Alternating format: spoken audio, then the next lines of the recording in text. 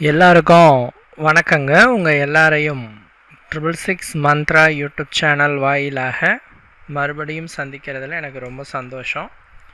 தொடர்ந்து நம்மளுடைய சேனல் மூலமாக பல ஆன்மீக பதிவுகளை பதிவேற்றம் செய்து கொண்டிருக்கிறோம். உங்களுடைய ஆதரவும் அமோகமாக நீங்கள் கொடுத்து கொண்டிருக்கிறீர்கள். மிக்க நன்றி.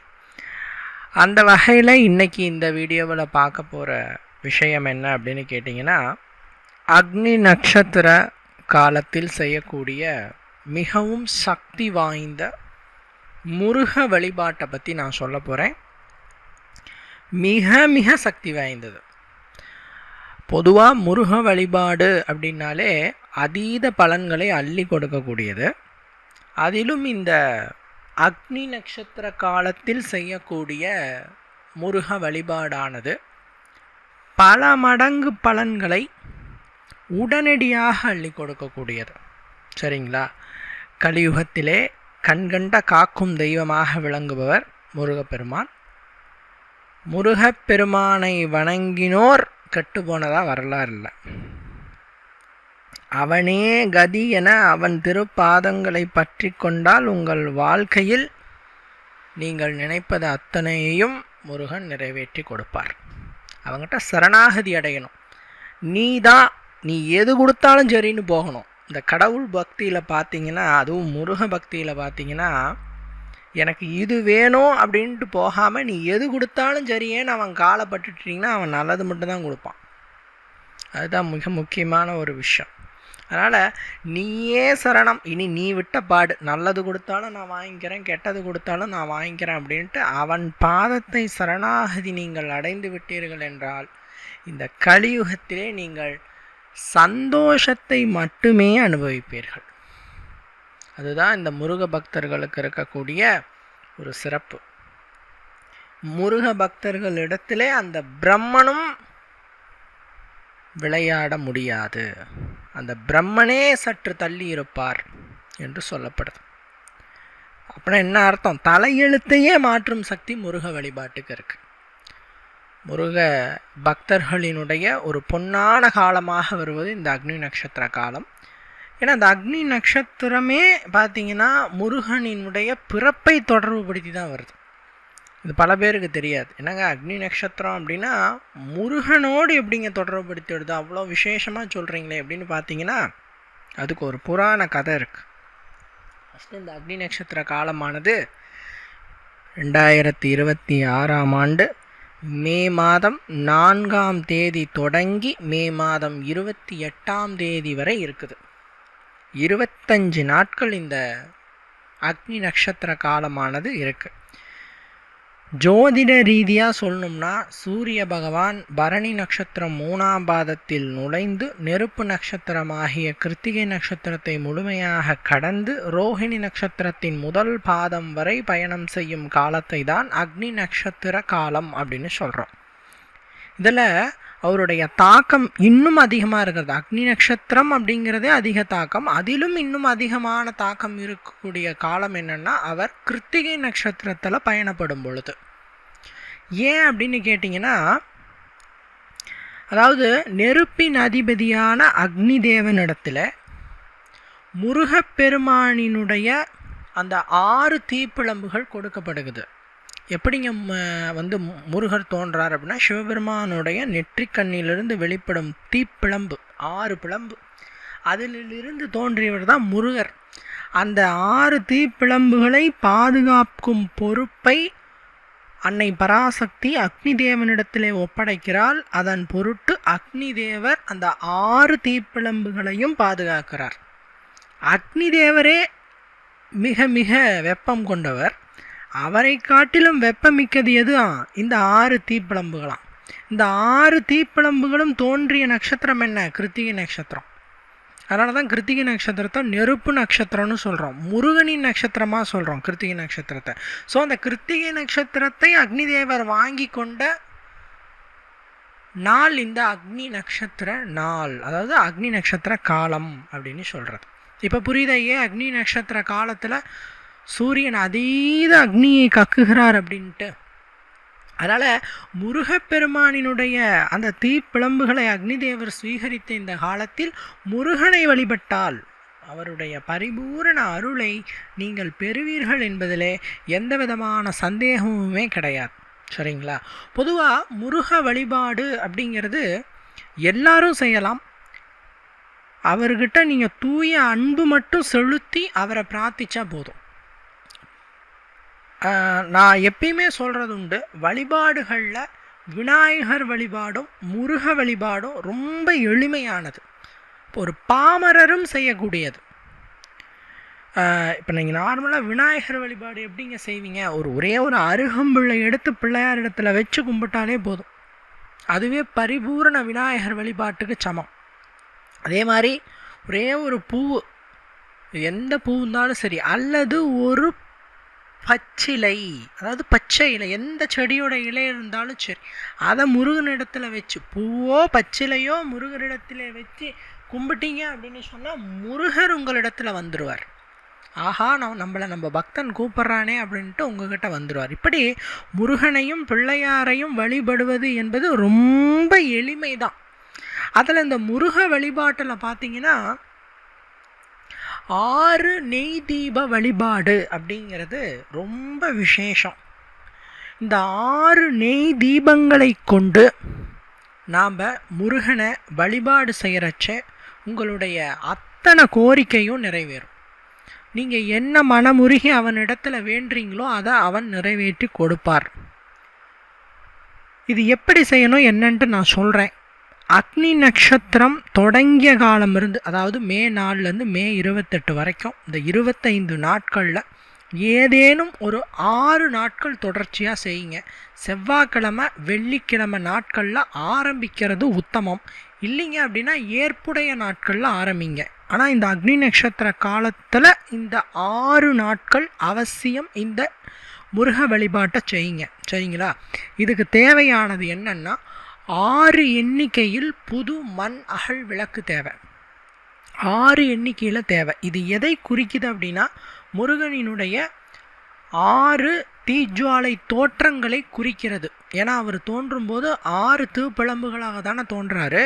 ஸோ அதை குறிக்கும் விதமாக தான் 6 தீபம். அதனால் 6 அகல் விளக்கு எடுத்துட்டு பசு நெய் ஊற்றிண்டு அதில் வந்து பார்த்திங்கன்னா பஞ்சு திரி போட்டுட்டு தீபம் ஏற்றுங்க. எப்பயுமே தீபத்தை வெறும் தரையில் போடக்கூடாது. ஒரு தட்டு மேலே இந்த 6 விளக்குகளையும் வச்சு தீபம் ஏற்றுங்க. ஏற்றிட்டு முருகனினுடைய சடாட்சர மந்திரத்தை சொல்லணும். முருகப்பெருமானுடைய சடாட்சர மந்திரத்தை சொல்லணும். இதை கேள்விப்பட்டவுடனே சிலர் கேட்கலாம், சார் எங்களுக்கு பஞ்சாட்சர மந்திரம் தான் சார் தெரியும், அது என்ன சார் சடாட்சர மந்திரம் அப்படின்னு கேட்டிங்கன்னா, சிவபெருமானினுடைய பஞ்சாட்சர மந்திரம் நமச்சிவய, நம சிவய, இதுதான் சிவனோட பஞ்சாட்சர மந்திரமாக சொல்லப்படுது. நம்ம எப்பயுமே நம்ம புராணங்கள்ல இருந்து என்ன சொல்லப்பட்டிருக்குன்னா, சிவனை விட ஒருபடி மேலானவர் முருகன். அப்பனுக்கே பாடம் சொன்ன சுப்பையா அப்படின்னு சொல்லுவார். சிவனை விட ஒருபடி மேலே தான் முருகரான். சிவனும் முருகரும் சேம் தான். ஏன்னா சிவனிலிருந்து வந்தவர் தான் முருகப்பெருமான். இருப்பினும் அவரை காட்டிலும் இவர் இன்னும் கொஞ்சம் வசத்தியானவரான். அதை எப்படி சொல்கிறாங்கன்னா மந்திரங்கள் மூலமாக சொல்கிறார். 5ங்கிற பஞ்சாட்சரத்தை விட முருகனினுடைய 6ங்கிற சடாட்சர மந்திரம் வலிமையானதான், சக்தி வாய்ந்ததான். அது என்னன்னா சரவண பவ, இதுதான் சடாட்சர மந்திரம் என்று சொல்லுகிறோம். முருகப்பெருமானினுடைய சடாட்சர மந்திரம் இது. பஞ்சாட்சர மந்திரத்தை காட்டிலும் ஒரு படி மேலானது சடாட்சர மந்திரம். இதை கேட்கும்போது என்ன சார் இப்படி சொல்கிறீங்கன்னு தோணினாலும் உண்மை இதுதான். ஏன்னா முருகன் பக்தர் இடத்துல சிவனே கொஞ்சம் லீலைகள் புரிவதற்கு தயங்குவாராம், சோதிக்க தயங்குவாராம். காலனும் நெருங்க தயங்குவான் முருக பக்தர் இடத்துல. காலன்னா யார்? சிவன் தான். அதான் பார்த்தீங்கன்னா காலனா நாம் யமனை தான் சொல்லுவோம். யமன் யார்? சிவனோட அம்சம்தான் யமன். ஏன்னா அழித்தல் தொழில் புரிபவர் சிவன், அவரோட அம்சம்தான் யமன். யமன் நம்மளுடைய உயிர்களை எடுத்து செல்றார். ஸோ முருக பக்தரின் உயிரை பறிக்க அந்த காலனே ஒரு நொடி தயங்கி வருவான் அப்படிங்கிறது உண்மை. சரிங்களா? அதனால் சரவணபவ மந்திரம் நாவில் இருக்கும் வரை மரணம் வராது அப்படிங்கிறது ஒரு கூற்று.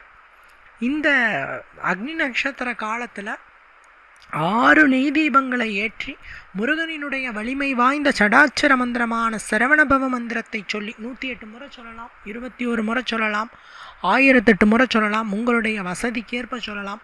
பொதுவாக இந்த அக்னி நட்சத்திர காலத்தில் மந்திர உருக்களை ஜபம் செய்யும் பொழுது தாமரை மணி மாலையே பயன்படுத்த வேண்டும். ஏன்னா அக்னியினுடைய மலர் பார்த்தீங்கன்னா தாமரை. ஸோ தாமரை மணி மாலை அப்படின்ட்டு நீங்கள் கடையில் கேட்டிங்கன்னா கிடைக்கும். விலையும் கொஞ்சம் குறைவு தான். இல்லைனா ஆன்லைனில் ஆர்டர் பண்ணி நீங்கள் வாங்கிக்கலாம். தாமரை மணி மாலை. இந்த தாமரை மணி மாலையை வச்சு ஜபம் செய்கிறது ரொம்ப விசேஷம். எந்த மந்திரம் சொல்கிறதா இருந்தாலும் சரி, நமச்சிவாய மந்திரத்தை சொல்கிறதா இருந்தாலும் சரி, சரவணபவ மந்திரத்தை சொல்கிறதா இருந்தாலும் சரி, எந்த மந்திரத்தை நீங்கள் சொல்லுவதா இருந்தாலும் தாமரை மணி மாலையை பயன்படுத்தி சொல்லுங்கள், சிறப்பு. அந்த சரவணபவ மந்திரத்தை சொல்லுங்கள். சரவணபவ சரவணபவ சரவணபவ என்று சொல்லுங்கள். எந்த டைம் சொல்லணும் அப்படின்னா காலையில் பிரம்ம முகூர்த்தத்தில் சொல்லுங்கள். 3:30 மணியிலேருந்து 5 மணிக்குள்ளே பூஜையை ஸ்டார்ட் பண்ணுங்கள். உங்களால் எப்போ முடியும் கம்ப்ளீட் பண்ண முடியுமோ அப்போ கம்ப்ளீட் பண்ணிக்கோங்க. நைவேத்தியமாக முருகனுக்கு வச்சு கும்பிட விருப்பப்பட்டால் சக்கரை பொங்கல், பால் சக்கரை, அதே மாதிரி பார்த்திங்கன்னா வாழைப்பழம், ஆப்பிள், மாதுளை, இந்த மாதிரியான பழங்கள் அவருக்கு ரொம்ப விசேஷம். அப்போ ஃப்ரூட்ஸ் வச்சு கும்பிட்றது அவருக்கு ரொம்ப விசேஷம்.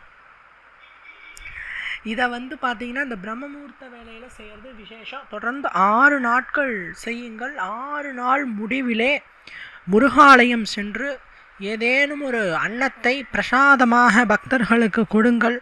புளியோதரையோ, தயிர் சாதமோ, வெண்பொங்கலோ, சக்கரை பொங்கலோ எதுனாலும் பிரசாதமாக கொடுங்க. பழங்களை பிரசாதமாக கொடுங்க. பூஜையை கம்ப்ளீட் பண்ணிக்கோங்க. இந்த 6 நாட்கள் செய்கிறச்சே உங்களுக்கு ஏதாவது கண்டிஷன்ஸ் இருக்கா அப்படின்னு பார்த்தீங்கன்னா, அசைவத்தை தவிர்க்க வேண்டும், தாம்பத்தியத்தை தவிர்க்க வேண்டும், போதை வஸ்துகளை தவிர்க்க வேண்டும், இல்லம் சுத்தமாக இருக்க வேண்டும். உங்களுடைய வீடு கொஞ்சம் சுத்தமாக இருக்கணும், அவ்வளோதானே தவிர பெரிய அளவில் பார்த்தீங்கன்னா இதுக்கு கண்டிஷன்ஸ் அப்படின்ட்டு எதுவும் கிடையாது. இடைப்பட்ட நேரங்களில் இப்போ நீங்கள் சரவணபவ மந்திரத்தை சொல்லிட்டீங்க, இடைப்பட்ட நேரங்களில் முருகா முருகா முருகா முருகா என்று சொல்லிக்கொண்டே இருங்க. சரிங்களா? அது ஏங்க முருகா முருகா முருகான்னு சொல்லணும் அப்படின்னு பார்த்தீங்கன்னா, எப்போதும் அவன் உங்கள் நினைவிலேயே இருக்க வேண்டும். சரவணபவ என்னும் சடாட்சர மந்திரத்தை சொல்லும்போது அவன் உங்களுக்கு வசியமாகிறான். முருகா முருகா முருகா என்று அவனுடைய சிந்தையிலேயே நீங்கள் இருக்கும் பொழுது, அவனுடைய நினைவிலேயே நீங்கள் நாளை கடக்கும் பொழுது அவன் உங்களிடத்திலே விரைவாக ஓடி வருவான் என்பதற்காகத்தான் முருகா முருகா முருகா என்று எப்பெல்லாம் நேரம் கிடைக்குதோ சொல்லிக்கிட்டே இருங்க. சரிங்களா? சார், இதை நாங்கள் விரத முறையாக செய்யலாமா 6 நாட்கள் அப்படின்னு பார்த்தீங்கன்னா, உடல் உபாதை இருப்பவர்கள் செய்ய வேண்டாம். சார் எனக்கு ப்ரெஷர், சார் எனக்கு சுகர், நான் சாப்பிடாமல் விரதம் இருக்கிற 6 நாள்னா வேண்டாம். அது மாதிரி வேண்டாம். ஏன்னா ஹெல்த் இஸ் வெல்த். உடம்பை பார்த்துக்கணும். தெய்வம் விரதம் இருன்னு சொல்லலை. நாம் ஏன் விரதம் இருக்கிறோன்னா, விரதம் இருக்கிற சமயத்தில் நம்மளோட ஆசைகள் கட்டுப்படும். அதீத ஆசைகள் கட்டுப்படுத்தப்படும். நீங்கள் என்ன முயற்சி பண்ணாலும் ஆசையை கட்டுப்படுத்த முடியாது. அந்த ஆசை கட்டுப்படணும்னா வயிறு காலியான ஆசை கட்டுப்பட்டுடும். ஏன்னா அந்த பசிங்கிற மேலான ஒரு உணர்வு அந்த ஆசையை அப்படியே மட்டுப்படுத்திடும். அதனால தான் விரதம் இருந்து பூஜை செய்கிறது. ஸோ உடல் உபாதை இருக்கிறவங்களால பாவம் அந்த விரதத்தை இருக்க முடியாது. உங்களுக்கு ஆசை இருந்ததுன்னா ஃப்ரூட்ஸ் எடுத்துக்கோங்க. அதாவது முடியாதவர்கள் பழங்களை சாப்பிட்டு விரதங்களை அனுஷ்டிக்கலாம். பால் பழம் சாப்பிட்டு விரதத்தை அனுஷ்டிக்கலாம். என்னால் முடியுங்கிறவங்க இந்த 6 நாட்களும் ஒரு வேளை உணவினை தவிர்த்து, ஒரு வேளை மட்டும் உணவினை தவிர்த்து விரதத்தை நீங்கள் இருக்கலாம். நல்ல முறையில் முருகனினுடைய அருள் கிடைக்கும். இந்த அக்னி நட்சத்திர காலத்தில், அதாவது அவரினுடைய தோற்றத்திற்கான இந்த காலத்தில் நீங்கள் இந்த வழிபாட்டை செய்கிறதின் மூலமாக கட்டாயமாக அவருடைய பரிபூரண அருள் உங்களுக்கு கிடைக்கும். அக்னி நட்சத்திர காலம் முடிவதற்குள் சுபகாரியங்கள் கைகூடும். பல பேருக்கு திருமணம் நடக்கணும், வேலை கிடைக்கணும், குழந்தை செல்வம் கிடைக்கணும், இப்படிலாம் பிரார்த்தனை வச்சுட்டு இருக்கும்போது இந்த ஒரு முருக வழிபாட்டை இந்த அக்னி நட்சத்திர காலத்தில் நீங்கள் செய்கிறச்ச இந்த காலம் முடிந்தவுடன் உங்களுக்கு அதற்குண்டான சுபகாரிய செய்தி உங்களுடைய செவிகளுக்கு வரும். கல்யாணம் ஆகலன்ட்டு இருக்கீங்களா, இந்த பூஜையை செஞ்சு முடித்த உடனே ஏதாவது ஒரு ரூபத்தில் திருமணம் கைகூடும், குழந்தை உண்டாகும், வீடு வாங்குகிற யோகம், நிலம் வாங்குகிற யோகம், இந்த மாதிரி எல்லா நல்ல யோகமும் கிடைக்கும். எஸ்பெஷலி இதை எல்லாரும் செய்யுங்க. முருகனுடைய நட்சத்திரம் கிருத்திகை நட்சத்திரம். ஸோ கிருத்திகை நட்சத்திரத்துக்காரங்க அவசியம் செய்யுங்க. இது பார்த்திங்கன்னா நட்சத்திர ரீதியாக நான் சொல்கிறேன். பட் பார்த்திங்கன்னா 12 ராசிக்காரர்களுமே சிரதையோடு இதை செய்யுங்க. சிறப்பான பலன்கள் உண்டு. பெண்கள் ஆண்கள்னு எல்லாரும் செய்யுங்க. முருகன் கைமேல் பலனை கொடுப்பார். சரிங்களா? இவ்வளவு நேரம் பொறுமையாக அந்த வீடியோவை பார்த்தமைக்கு நன்றி. மற்றும் ஒரு பதிவில் சந்திக்கிறேன். வணக்கம்.